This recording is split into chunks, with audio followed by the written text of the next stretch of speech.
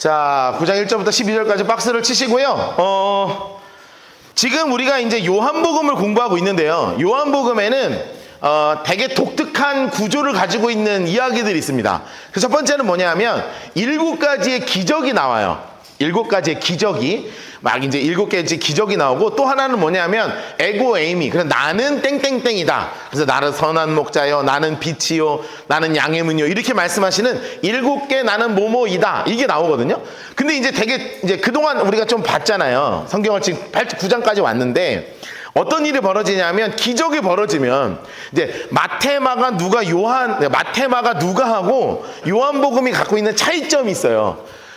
성경을 좀 읽어보면,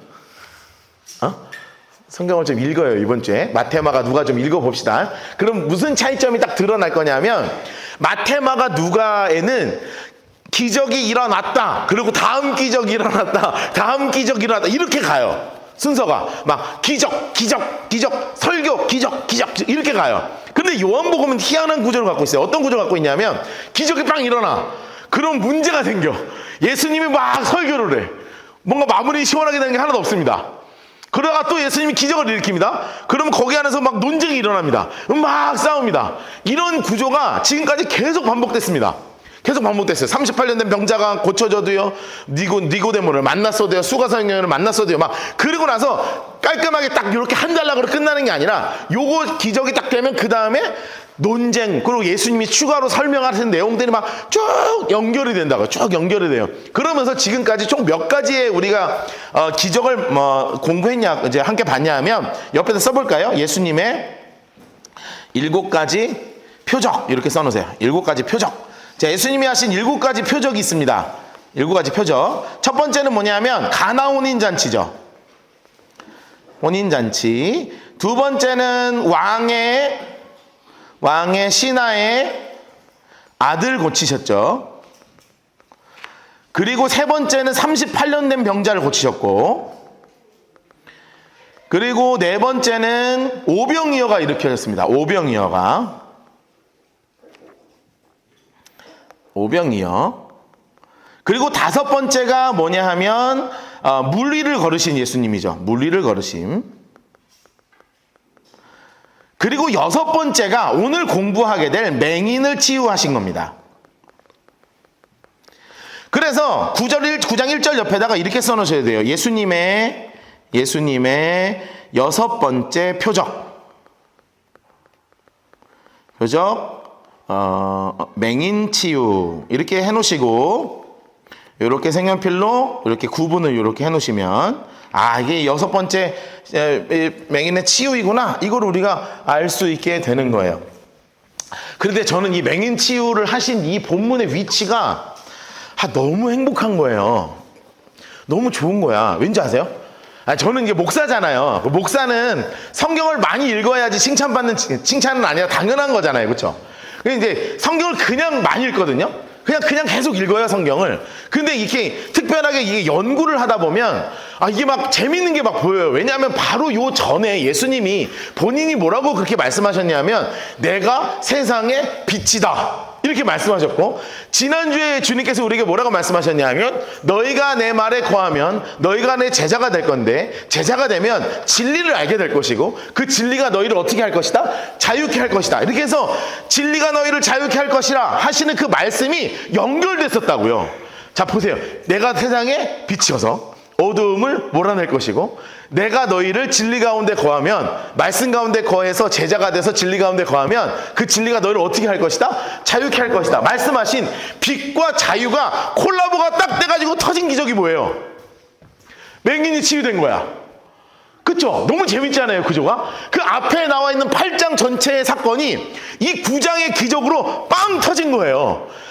내가 세상의 빛이야. 그러니 어두운 사람, 맹인, 빛을. 그 얼마나 억압되어 있었겠습니까? 그 사람에게 진짜 자유를 하고, 주님께서 말씀하신 것뿐만이 아니라 말씀이 삶 가운데로, 세상 가운데로 말씀이 실제가 되는 역사하심이 벌어진 가장 놀라운 사건이 뭐냐면 이 맹인 치유 사건인 거예요. 너무 읽으니까, 읽다가 보니까 너무 재밌는 거야. 요한 참 글 잘 쓰셔. 내가 올라가면 꼭 악수를 제일 먼저 할 거예요. 내가 진짜 당신 때문에 성경 읽는 재미가 있었다.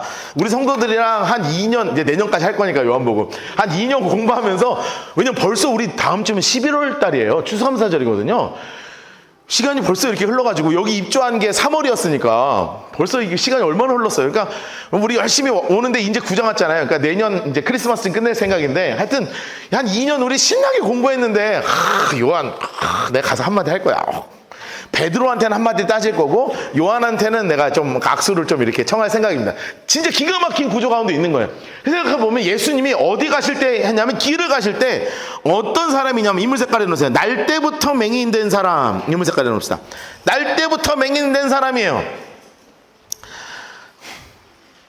야, 여러분, 날 때부터 맹인된 사람은, 여러분, 이 맹인은 어떤 사람이라고 생각해야 되냐면, 맹인은 뭐라고 생각해야 되냐면, 평생 저주받은 사람이에요. 평생.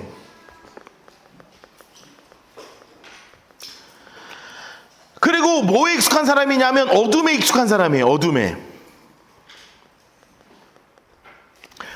그러니까 평생 저주만 받았던 사람입니다. 게다가 평생 어둠에 익숙한 사람이에요. 그리고 안 보이니까 뭐에 익숙하겠어요? 촉각. 그리고 뭐에 익숙하냐면 귀, 후각, 이런 게 엄청 발달한 분이란 말이에요. 그래서 생각해 봅시다. 이 친구가 태어났을 때 엄마 아빠한테 정말 사랑받으면서 태어났겠어요? 이 눈이 어떤지 모르겠지만 애가 벌써 태어날 때부터 초점이 없어서 뭐 보이지 않는 거를 깨닫게 되는 그 순간부터 엄마가, 아빠가 얼마나, 그리고 지금처럼 이렇게 애들을 막 사랑하는 시대가 아니고요. 아빠가 되게 가부장적이고 막 화 되게 많이 내고 그런 집이었다면, 엄마를 얘 때문에 얼마나 막 괴롭혔겠냔 말이에요. 네가 말이야, 애를 이렇게 낳아가지고. 그러니 얘는 어릴 때부터 늘 어떤 말을 듣고 자라온 애냐면, 늘 저주의 말만 듣고 자라온 친구입니다. 그러니까 지금 성인이 돼서 할 수 있는 능력이 하나도 없이 그냥 뭐 하는 거냐면, 나 어두우니까 하루 종일 앞에다가 바가지 하나 들고 저 좀 이것 좀 주세요, 먹을 것 좀 주세요 하고, 하루 뭐 하나 들어오면 그거 먹고 하루 살고, 그냥 쉰내 나도 먹고 살고, 그냥 그렇게 살았던, 평생 저주 가운데 살았던 사람이에요.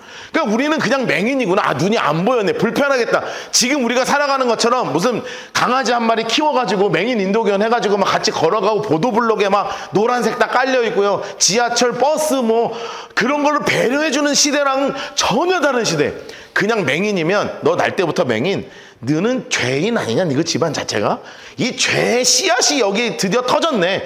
이렇게 날마다 저주를 들었던 사람이 누구냐면 이 맹인이에요. 이 사람은 한 번도 칭찬, 한 번도 잘한다, 한 번도 귀하다, 한 번도 소중하다는 말을 들어본 적이 없는 사람이에요. 그래서 내가 이거를 쭉 읽다가, 나는 이 다음에 참 2절 읽다가 진짜 사실 저는 개인적으로 충격받았거든요. 2절 읽어볼까요? 제자들이 물어 이르되, 선생님, 랍비여, 이 사람의 맹인으로부터 난 것이 누구의 죄로 인함이니까? 자기니까? 부모니까? 이렇게 한다고요. 자, 노란색으로 색칠해 놓읍시다. 이거 노란색으로 해놔야 돼요. 맹인으로 난 것이 누구의 죄로 인함이니까? 이렇게 해놓으세요. 자, 그런데 제가 왜 충격받았는 줄 아세요? 이 정도 질문 나오면 그동안 흐름에서 누가 질문했어야 했지 맞냐면, 바리새인이 이렇게 했어야 돼. 그쵸? 나는 제자인지 몰랐어. 근데 누가 물어본 거예요? 제자들이 물어본 거야. 인물 색깔이 없어요. 심지어 누구까지도 예수님을 몇 년을 따라다녔던, 요게 이제 예수님 돌아가시기 6개월 전이거든요. 그러니까 거진 3년을 따라다닌 제자들이, 3년을 예수님의 말씀을 들은 사람이 이 맹인을 보고 뭐라고 표현하는 거냐면, 이 사람이 이렇게 된 건 죄 때문이죠? 엄마 죄 때문이에요? 자기 죄 때문이에요?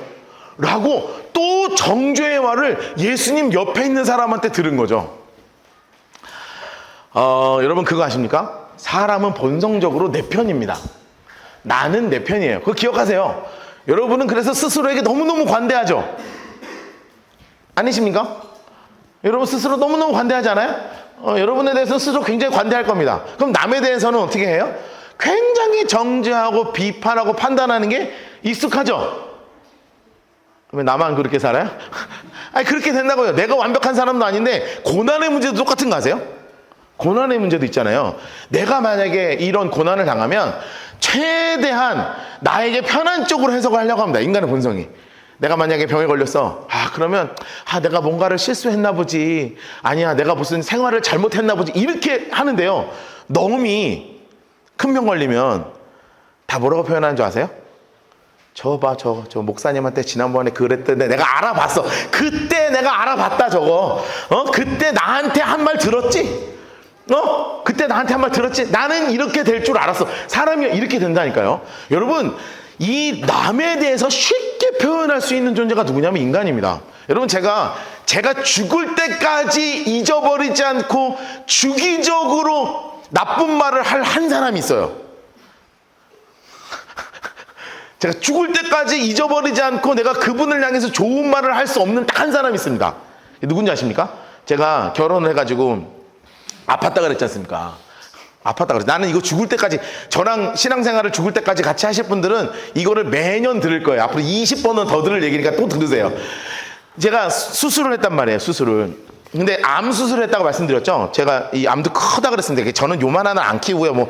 여러분 1cm짜리 이런 거는 저는 키우지 않습니다. 15cm 막 이런 거, 이따만한 거 막 이런 거 키웠거든요. 그래가지고 이제 배를 이렇게 열었다고 하지 않았습니까? 이렇게 찢고 이렇게 찢어갖고 이렇게 들어가지고 내장 지방 다 빼고, 그리고 거기 있는 신장을 하나 걷어냈단 말이에요. 그러니 생각해봐요. 이게 배를 이렇게 찢었으니 여러분 움직일 수가 없다니까요. 2주 동안 제가 진짜 움직일 수가 없어요. 너무 무서워가지고. 이렇게 틀어서 이거 실밥 툭 터지면 어떻게 할 거예요? 이게 막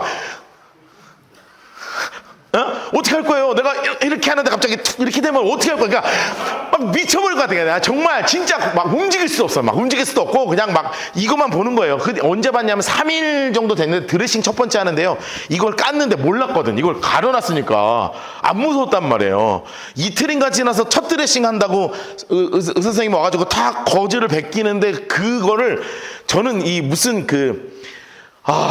유튜브 저장하게 해놓은 것처럼 머릿속에서 항상 그 장면이 머릿속에 떠오르거든요.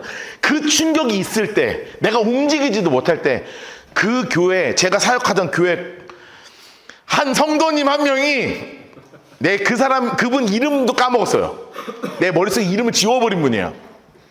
너무 화가 나서 와서 우리 아내가 결혼한 지 20일 만에 아직 혼인신고도 안 한 저 25살짜리 아가씨가 이 병수발을 다 들고 있는데 내 발밑에 병문 안아서 했던 얘기가 뭔 줄 알아요? 그러게 건강검진 좀 해보고 결혼하지. 그랬다고. 그럼 내가 매년 이 얘기를 할 거야. 내가 한 번씩 주기적으로 이게 근데 생각해봐요. 이게 할 말입니까? 생각해봐요. 할 말이에요? 아파서 지금 32살짜리 목사가 이만한 암덩어리를 꺼내고 25살짜리 아가씨랑 결혼한 지 20일밖에 안 된 애가 이 큰 수술을 받아서 지금 오늘 사냐 죽냐, 나는 여기서 이걸 움직이면 이거 할까봐 지금 막 걱정돼 죽겠는데 와가지고 하는 첫 얘기가 뭐냐면 그러길래 건강검진을 하고 결혼하지. 이거를 우리 아내한테 똑바로 쳐다보고 얘기하는 그 장면을 난 잊을 수가 없다고. 매년 할 거라고. 예수님께서 복음 전해지는 그날까지 발 닦아준 여인을 기억한다고 말씀하신 것처럼 내가 죽는 그날까지 매 설교할 때마다 매년 내가 그분을 기억하고 또 기억할 거예요. 어떻게 그렇게 할 수 있어? 나는 그 정도의 충격이 어디로 생각한 줄 알아요? 이거로 생각한다고. 예수님을 찾아왔어. 이 사람이 예수님을 만났습니다. 얼마나 희망이 있겠습니까? 38년 된 병자가 나아요. 막 눈먼 자가 눈을 떠요. 그리고 막 아픈 사람이 일어나요. 열병 걸린 사람의 병이 나요. 막 오병이어의 기적이 일어났대요. 무리를 걸으셨대요. 놀라운 일을 다 들었던 분을, 그 놀라운 분을 우연히 이 자리에서 만났는데 그분의 제자가 나한테 첫 번째 한 말이 뭐예요? 저건 누구 죄 때문이에요? 여러분, 이거 속이 뒤집어지지 않겠습니까? 속이 뒤집어지는 거예요. 그래서 우리 그리스도인들은 예수님의 말을 닮아야 합니다. 따라합시다. 내 입술이 예수의 입술 되게 하소서. 다시 한번, 내 입술이 예수의 입술 되게 하소서. 여러분, 예수님이요, 그러면 뭐라고 말씀하셨겠냔 말이에요. 몰랐냐? 제 부모 때문이냐? 그랬겠냐고. 우리 예수님 어떻게 말씀하세요? 예수님의 입술을 봅시다. 3절. 여러분, 기가 막힌, 예수께서 대답하시되 예수님 색깔로 이 사람이나 그의 부모의 죄로 인한 것이 아니라. 이것만 해도 괜찮죠? 괜찮은 사람이네 하고 마음속에 위안이 딱 됐을 텐데 그 다음 말을 듣고 이 사람의 인생이 뒤집어지기 시작합니다. 그 다음 말로 그의 인생이 뒤집어지기 시작해요. 같이 한번 읽을까요? 그에게서 시작. 그에게서 하나님이 하실 일을 나타내고자 하심이라. 아멘, 아멘. 여러분, 이 사람 인생에 처음이자 가장 놀라운 예수님의 따뜻한 음성이 내 가슴에, 심장에 빡 꽂혔어요. 못 들라고. 너 죄 때문이 아니야. 오히려 이 너의 어두움을 통해서 누구의 일을 드러낼 것이다? 하나님의 일을 드러낼 거야. 여러분, 이게 누구의 언어라고요? 이게 바로 예수님의 언어예요. 닫고 써놓으세요. 이게 바로 누구의 언어라고요? 예수님의 언어예요. 써놓으세요. 예수님의 언어. 회복하는 언어고 살리는 언어입니다. 예수님의 언어는요, 회복하고 살리는 언어예요. 옆에 써놓으세요. 예수님의 언어는 회복하고 살리는 언어예요.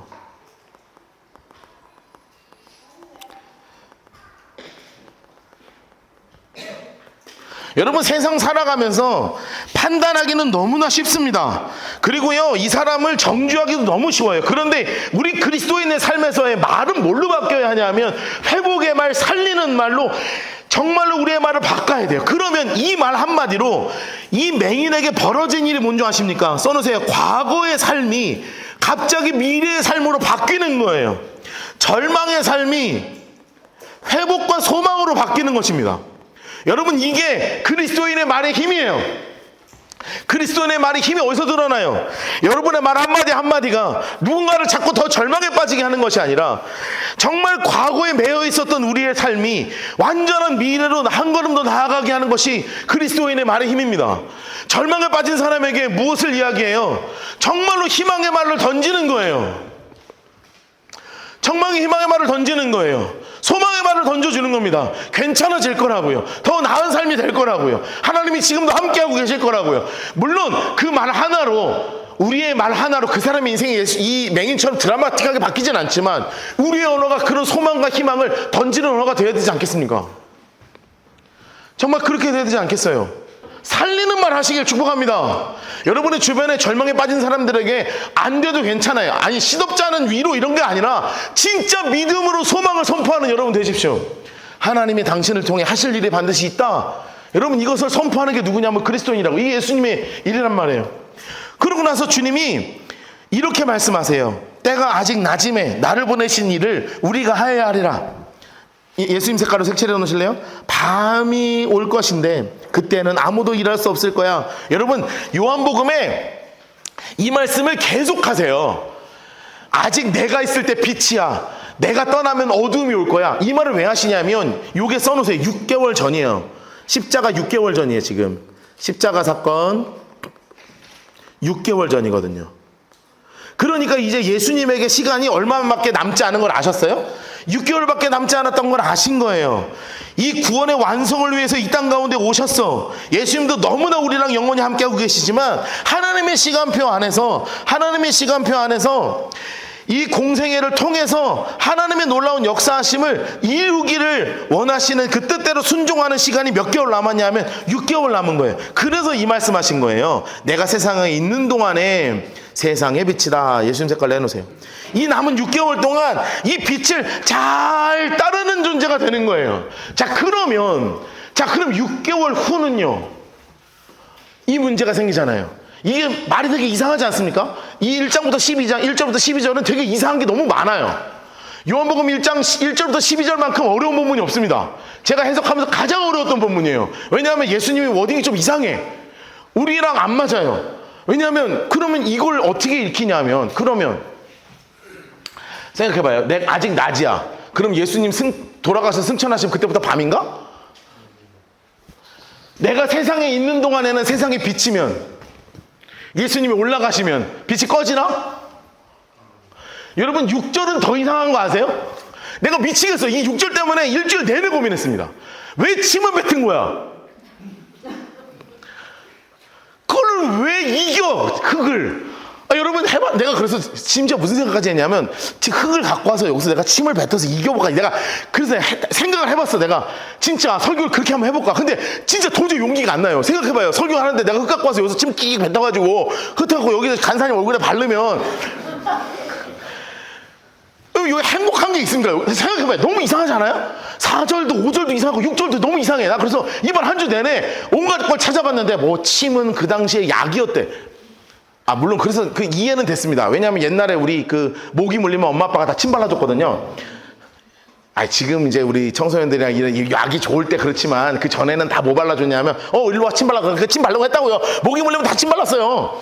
그게 얼마나 더러운 건지도 모르고 그냥 뭐 할 게 없으니까 그거라도 발라준 거야. 그러면 예수님이 할 게 없어서 침 뱉어갖고 흙을 만들어갖고 집어넣나?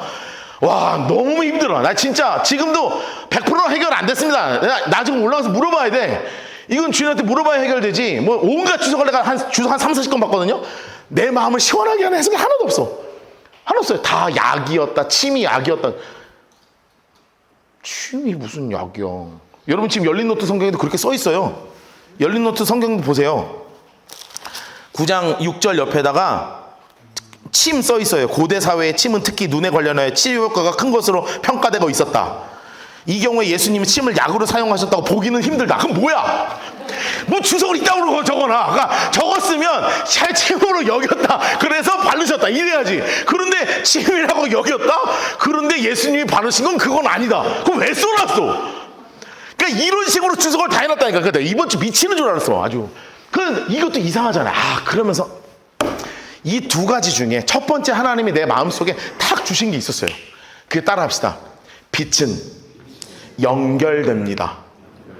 다시 한번 어떻게 된다고요? 빛은 어떻게 돼요? 연결됩니다. 여러분 지금 우리가 생각하는 이 빛이 아닙니다. 불 켜는 점등을 얘기하는 게 아니에요. 이 당시의 빛은 어떤 빛이요? 불과 불이 연결돼서 켜지는 빛을 얘기하는 거예요. 이해되세요? 올림픽 생각하시면 됩니다. 바바바바바바. 네, 372번 주자 앞에 봉화성과 연결합니다. 그럼 탁 서가지고 바바바바바바. 이거 알죠? 빛은 어떻게 되는 거라고요? 빛은 연결되는 거라고요. 내가 너에게 있을 동안에 세상의 빛인데 그 다음부터는 예수님이 무엇을 만들기 시작하시는 거냐면 따라합시다. 세상에 믿음의 연결고리. 뭘 만드신다고요? 연결고리를 지금 만들고 계시는 거예요. 여러분 세상의 빛이 끝이 아닙니다. 예수님께서 이 빛을 이 사람에게 선물로 주시는 거예요. 일평생 어두운 가운데 있었던 이 맹인에게 하나님의 빛을 선물로 주시면서 이 빛이 끊임없이 대를 이어서 이어가도록 하나님의 연결고리의 가장 중요한 고리 중에 하나로 이 사람을 세우신 거라고요. 여러분 그 연결고리가 지금 어디까지 와 있습니까? 여기까지 와 있잖아요. 여러분 그리스도인의 삶이 뭔 줄 아세요? 그리스도인의 삶은 연결고리의 삶입니다. 따라합시다. 그리스도의 삶은 무슨 삶이라고요? 연결고리의 삶이라고요. 여러분 이것은 너무나 귀한 깨달음이더라고요. 빛은 이어지는 거였구나. 이 빛이 꺼지는 게 아니라 하나님의 빛은 끊임없이 성도와 또 다른 성도와 세대와 그 다음 세대와 이 사람과 부모와 자녀가 나와 이웃이 내 직장의 동료가 학교의 친구가 내 주변에 하나님이 연결해 주신 수없는 사람들을 향하여 이 세상의 빛을 끊임없이 연결하는 빛을 연결하는 통로로 누구를 세우셨냐면 우리 그리스도인들을 세우신 거구나. 여러분 왜 그렇게 제가 생각했는지 아십니까?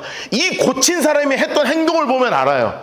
이 사람이 어떤 행동을 하기 시작하냐면 봅시다. 7절 6절은 좀 이따 해석하고요. 7절 실로암 못에 가서 씻었습니다. 장색깔 해놓으세요. 실로암 못 번역하면 뭐라고 되어 있냐면 초록색으로 해놓으세요. 보냄을 받았다. 여러분 이 사람이 어디 가서 이 진흙을 씻어냅니까? 실로암이라는 곳에서 씻어냅니다. 실로암의 뜻이 뭐라고요? 하나님이 어떻게 하셨다? 보내셨다. 무엇을 들고? 빛을 들고 보내신 곳이 어디예요? 실로암입니다. 다시요. 어떻게 하신 곳이라고요? 빛을 들려서 보내신 곳이 어디냐면 그 실로암입니다. 그러니 생각해 보세요. 이 사람이 평생 여기에 같은 자리에 앉아서 구걸했다고요. 그럼 동네 사람들이 다 알 거 아니에요. 그런데 보니까 얘가 눈을 뜨고 보네. 그래서 자기들끼리 싸움이 벌어져요. 얘 누구야 도대체? 야, 얘 걔 그지 아니야. 야, 걔 아닌데 걔가 눈을 어떻게 떠? 야, 걔 맞아. 그러니 뭐라고 이야기하세요? 이 8절에 그렇게 써있죠. 이웃 사람들과 전에 거린이었던 것을 보았던 사람들이 이르되 야, 쟤 안적 구걸하던 애 아니야? 그랬더니 어떤 사람은 야, 그 사람이 맞네. 어떤 사람은 에이, 아니야. 비슷하게 생긴 애겠지. 그런데 중요한 일이 벌어지죠. 자기 말, 이게 누구를 얘기하는 거예요? 이 맹인이에요. 맹인은 뭐라고 얘기해요? 노란색으로 해놓으세요. 내가 바로 그야. 여러분, 이 사람이 지금 손에 쥐인 것은 무엇입니까? 빛을 쥐고 가는 사람이죠. 여러분, 이 빛을 탁 쥐고 완전히 어두운 가운데 있었던 이 사람이 빛을 탁 쥐고 실로암에서 보냄을 받아서 한 걸음 한 걸음 세상을 향해 나오기 시작한 겁니다. 그 고침받은 그 사람이 했던 첫 마디가 뭔지 아세요? 그들이 묻되 내 눈이 어떻게 떠졌니? 너 도대체 어떻게 떠졌니? 하고 물어보니 바로 첫 번째 대답이 뭐예요? 예수라는 그 사람이 진흙을 이겨 내 눈에 바르고 나더러 씻으라 하기에 씻었더니 보게 되었다. 그들이 물어보면 어디 있습니까? 지금 알지 못하는 거예요. 나중에 예수님이 찾아오십니다.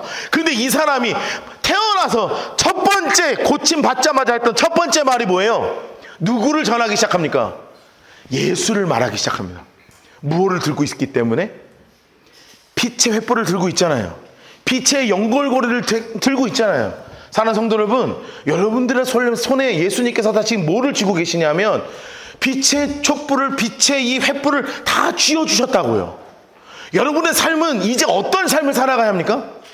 빛을 전하는 삶을 전하는 거예요. 여러분을 하나님이 왜 그 직장에 보내셨습니까? 하나님이 여러분을 왜 그 학교에 보내셨습니까? 하나님이 여러분을 왜 그 가정을 이루게 하셨습니까? 하나님이 여러분을 왜 삶의 터전을 그렇게 꾸리게 하셨습니까? 그 터전에서 무엇을 전하도록? 나에게 주신 그 빛을 전하도록.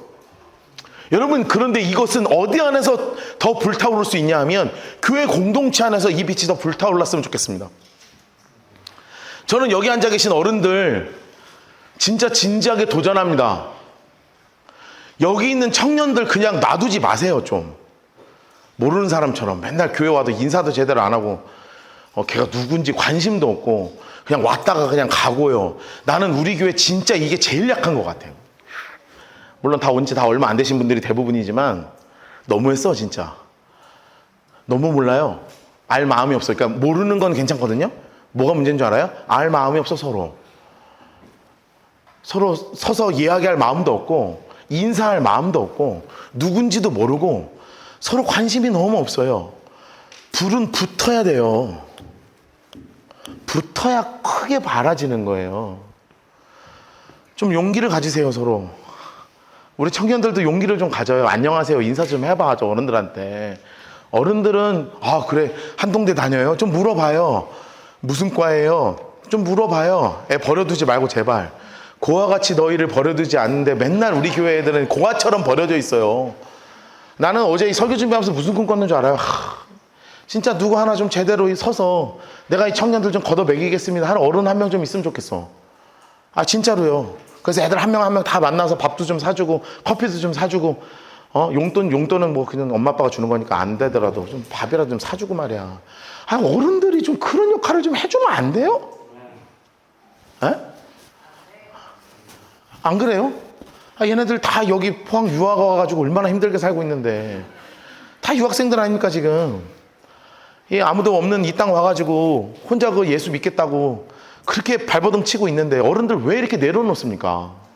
어른들끼리도 서로 마찬가지거든요. 아, 서로 막 대면 해가지고 지금 교회를 6개월 왔는데 서로 대면은 뭐 어떻게 하자는 거예요 도대체? 등대 말고는 아는 사람이 없고 이 불을 이어갈 마음이 없잖아요 지금 서로.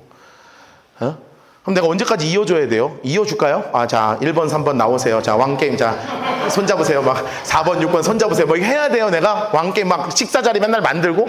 여러분들끼리 같이 이제 이 정도 되면 서로 연락처도 좀 주고받고, 전화도 좀 하고, 괜찮냐고 하고, 교회 안 나오면 언제까지 목사가 맨날 챙겨야 되냔 말이에요. 내가 챙겨야 돼. 집사님 왜 안 오셨냐고, 성도 왜 안 오셨냐고, 전화도 하고. 왜 우리는 그게 안 되냔 말이야. 왜 이 빛을 혼자 들고 이렇게 뜨겁게 얼굴을 막 지지고 있냔 말이에요. 얼굴 지지고 있지 말란 말이야. 이걸 무슨 그 후레쉬 앞에 키면 이거 하는 것처럼 왜 턱 밑에 두고 막 촛불을 이렇게 하고 막 뜨겁다고 막 이러고 있냔 말이에요. 횃불은 전하는 거예요. 빛은 같이 나누는 것입니다.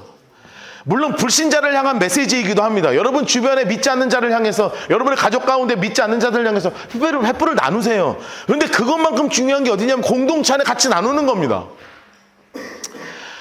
여러분, 이것이 여러분의 삶에, 이 교회 생활에 좀 같은 도전이 되었으면 좋겠어요. 제발 좀 그만 대면해. 아주 어색해 죽겠어. 우리 교회 오는 거 아주 그냥 서로 어색해가지고 그냥 아는 사람만 계속 알고, 학교에서 아는 사람만 계속 알고. 저는요, 우리 지금 학부생들 몇 명 있거든요. 그리고 올해 합격했고 내년에 또 학부생들 애들 있단 말이에요. 한 동네 애들. 언제까지 놔둘 거냔 말이에요. 죄송합니다. 자꾸 잔소리 해가지고. 자, 그러면 이런 진흙을 이겨내고 발라서 이 사람이 제일 먼저 했던 게 뭐냐면 횃불 들고 전하는 것이었습니다. 그러면 해결되지 않은 첫 번째는 해결됐습니다. 뭐냐면 왜 빛이라고 하시고 말았냐? 이 빛을 우리에게 전해 주셨다. 이것을 연결해 주셨다. 두 번째 해결되지 않았던 게 있었어요. 그게 뭐냐면 왜 침 뱉었는가입니다. 도대체 왜 침을 뱉으셨는가? 자, 봅시다. 이 말씀을 하시고 예수님 색깔로 땅에 침을 뱉어 진흙을 이겨 그의 눈에 바르셨다. 여러분, 제가 직접 할 수는 없지만 어떤 상황인지는 아시겠죠? 침을 뱉습니다. 자, 그 진흙을 이겼습니다. 그래서 만약에 제가 납득이 됐으면 어떻게 납득이 됐어야 되냐면 이걸 동그랗게 마셔서 눈에 넣었다. 그러면 창조주 하나님에 대한 설교하기가 참 편합니다. 그렇죠? 왜냐하면 흙으로 사람을 만드신 하나님께서 진흙을 빚으셔서 눈 없는 사람에게 눈을 넣어주셨다. 그래서 눈알이 생겼다. 그러면 되게 은혜가 될 것 같았는데 지금 그림은 어떤 그림인지 그려지세요? 자, 침을 이렇게 손으로 진흙을 이겨. 이거를 지금 이 귀 좋은 애는 다 듣고 있습니다. 왜 침을 뱉지? 저 뭐지? 잠깐만. 뭘 이기는데? 막 흙을 막 만지는데? 침 냄새 나는데 잠깐만. 뭐지? 하다가 갑자기 쫙! 발랐어요. 자, 이거예요. 그러니까 바르셨다는 게 그냥 이렇게 터치가 아니라 진흙을 이겨서 쫙 발랐어요. 오케이? 자, 그러면 드러나요? 안 드러나요? 만천하에 발라진 게 드러나죠. 그리고 나서 하나님이 어디로 가게 하세요? 동네 사람들 다 보고로. 원래는 어떻게 하셔도 되냐면 손을 들어 안수하시사 눈을 뜨라 하심에 이 사람이 갑자기 눈을 떴고, 오케이? 이해됐죠? 이렇게 하실 수 있는 분이에요. 그런데 갑자기 침을 뱉고 진흙을 이겨서 발랐어. 그런 이유가 뭐냐? 저기를 향해 걸어가라고 하시는 겁니다. 어디로? 실로암으로. 여러분, 제가 이 의미가 도대체 무엇인가? 이게 예수님 앞에서 우리가 드러내야 할 것이 있는 거예요. 우리가 예수님 앞에 나온다는 건 나의 이 악함을, 나의 이 어두움을 가리지 말라는 겁니다. 예수님께 나오는 우리의 삶의 자세가 뭔지 아세요? 내 얼굴을 그냥 가리고 이렇게 가는 게 아니라 발라서 내가 진짜로 이렇게 어두운 자임을 드러내라는 거예요.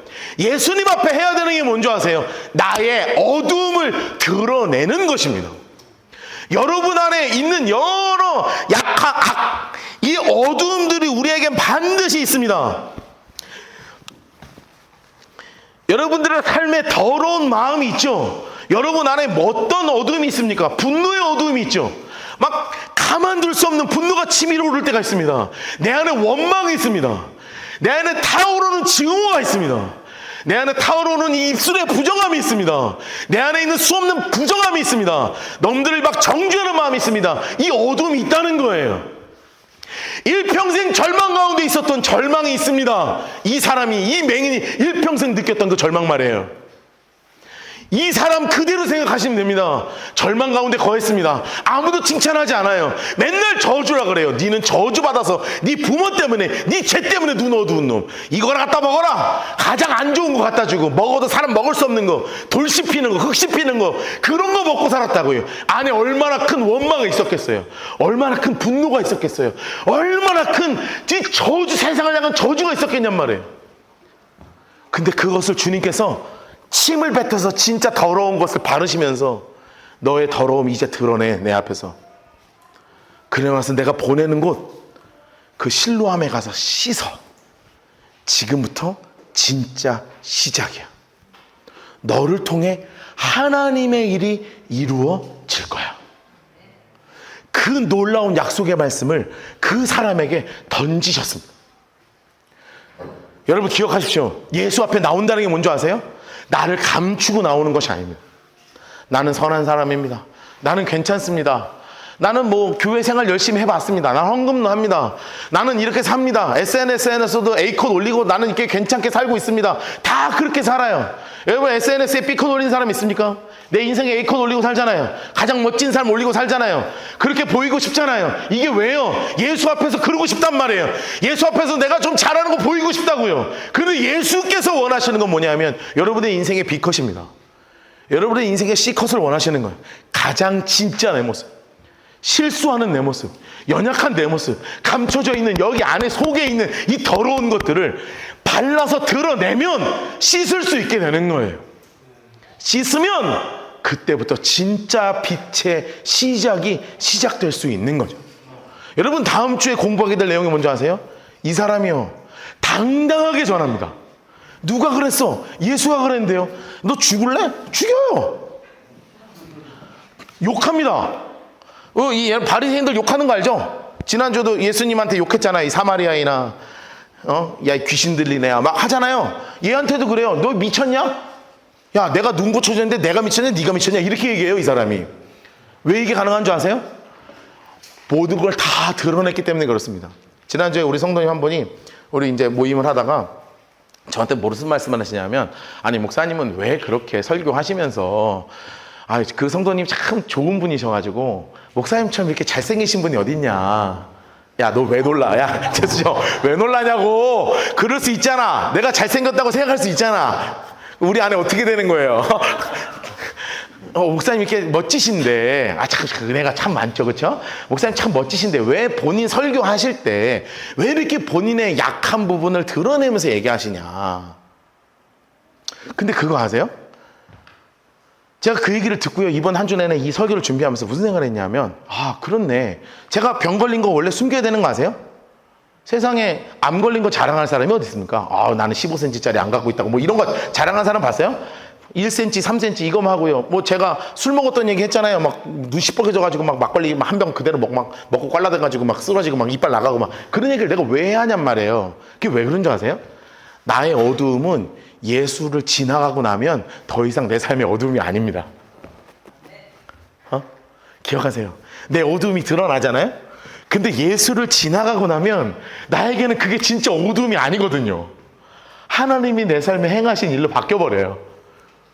나의 이 약함이요, 이 병듦이요, 오히려 하나님의 치유를 자랑하는 자리로 바뀌어요. 내가 술 먹어서 막 시뻘개져가지고 막 꽐라꽐라대고 했었던 그 과거의 모습이 우리 애들한테 이런 얘기하는 아빠 목사가 우리 애들이 저한테 뭐라 그러는 줄 알아요? 아빠는 막걸리 먹어봤다며. 맨날 그 얘기해요. 다른 설교 하나도 기억 안 나고 내 막걸리 먹은 얘기만 기억한단 말이에요. 그러면 이걸 내가 부끄러워해야 되냔 말이에요. 아니에요. 십자가 앞에서 내 모든 거 깨끗이 끝났어요. 그러니 온전하게 회복하신 하나님만 나는 자랑할 수 있잖아요. 내 어두움이 예수를 지나고 나면 뭐가 돼요? 더 이상 어두움이 아니라 오히려 하나님이 하신 일을 자랑하는 걸로 바뀌어요. 예수님이 이 사람에 대해서 뭐라고 말씀하셨어요? 얘는 저주받은 거 아니야. 얘를 통해 누가 드러난다? 하나님이 행하실 일이 드러난다. 여러분, 여러분의 어둠을 예수께 드러낼 때 놀라운 하나님의 역사가 일어나요. 정말 놀라운 하나님의 역사가 일어난단 말이에요.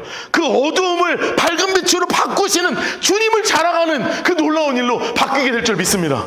여러분의 삶에 어둠이 있죠. 여러분의 분노 있죠. 여러분의 원망이 있죠. 주님께 드러내잖아요.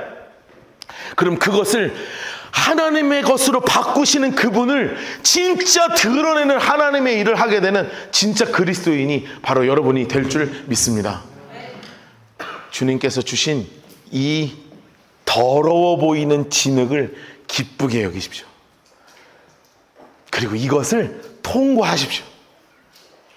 아직 이 가운데 있는 분들, 아직 여전히 마음속에 원망과 분노, 그리고 하나님을 향한 의심, 그리고 내 여러 가지 삶의 문제로 인해서 실로암에 가지 못하고 있는 분 계십니까? 오늘 이 시간 예수께서 침 발라 만드신 진흙이 여러분의 눈에 붙여지기를 주님으로 축복합니다. 혹시 실로암에 이미 갔다 내 삶에 하시는 하나님을 바라봐서 이미 씻으신 분 계십니까? 지금 이 순간부터 그 예수를 진짜 입으로 자랑하는 고침받은 맹인 같은 삶을 살게 되기를 주님으로 축복합니다. 여러분, 이것이 우리 그리스도인의 진짜 삶입니다. 우리 함께 찬양하면서 우리 함께 결단하며 기도하며